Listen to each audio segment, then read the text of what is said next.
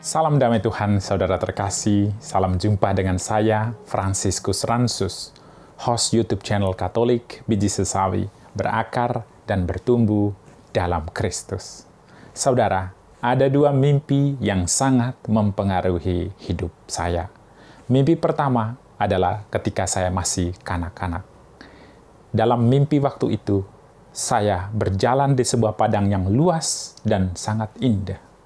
Di tengah perjalanan itu, saudara, tiba-tiba saya menengadah ke atas dan melihat Tuhan turun dalam kemuliaannya ke bawah, ke arah saya. Menyadari itu Tuhan, saya langsung berlutut ke tanah dan kedua tangan saya dibuka seperti ini, saudara. Wajah saya tertunduk karena tidak berani menatap Tuhan.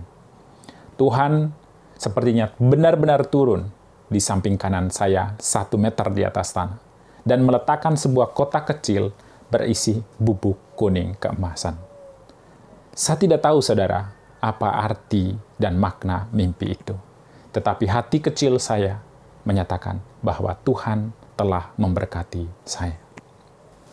3 tahun yang lalu, saya bermimpi berjalan di sebuah taman yang indah. Dan di tengah taman itu ada patung Yesus yang sangat besar, berwarna putih. Sepertinya, saudara, dalam mimpi itu saya berjalan perlahan menuju ke patung tersebut. Setelah cukup dekat dengan patung itu, tiba-tiba patung itu, saudara, berubah menjadi Tuhan Yesus yang hidup. Lalu Tuhan berjalan ke arah saya dan berhenti tepat di hadapan saya.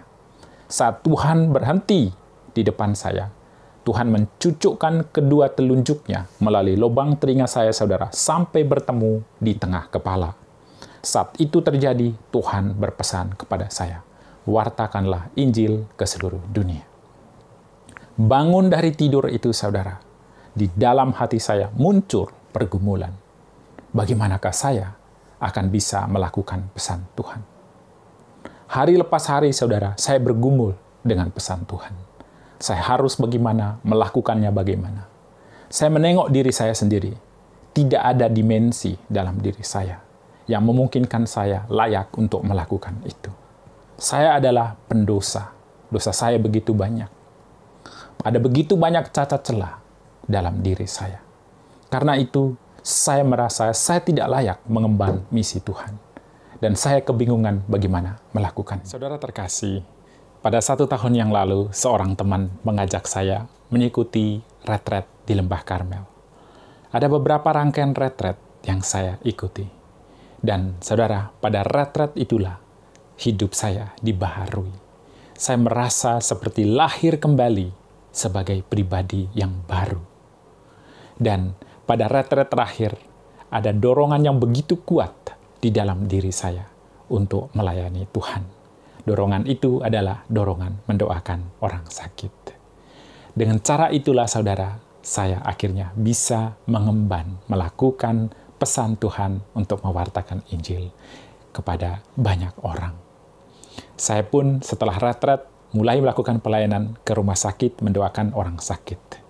Beberapa waktu kemudian, seorang teman mengenalkan saya kepada tim doa awam Katolik yang terdorong dan dipanggil Tuhan untuk mengemban misi yang sama selama bertahun-tahun. Saya pun bergabung dengan mereka dan dengan penuh sukacita melayani orang-orang sakit di rumah sakit.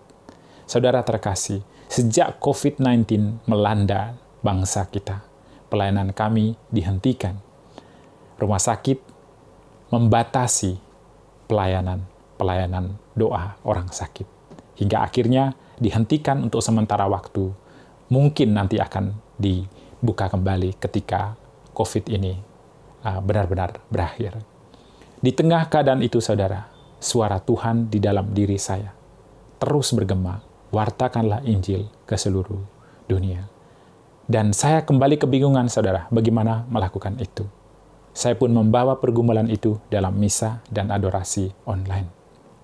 Dalam beberapa rangkaian adorasi, saya mendengar ada suara kecil di kedalaman sanubari saya menyatakan bahwa akan ada jalan bagimu untuk melakukan pesan itu.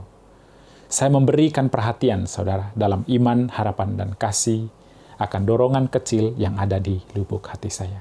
Hari lepas hari, dorongan itu semakin kuat, dan semakin kuat. Hingga akhirnya, dorongan itu menjadi begitu kuat dan meyakinkan saya. Dorongan tersebut adalah agar saya menjadi seorang YouTuber Katolik, sehingga pesan Tuhan bisa saya lakukan melalui video-video saya. Itulah saudara yang mendorong saya menjadi YouTuber Katolik. Saya sungguh berharap bahwa Tuhan memakai saya yang adalah ciptaannya untuk memberkati orang melalui video-video yang saya bagikan. Dan saya berharap bahwa saudara juga menjawab panggilan Tuhan untuk mewartakan kebaikan Tuhan bagi banyak orang melalui kesaksian hidup saudara. Terima kasih, sampai jumpa pada video berikutnya.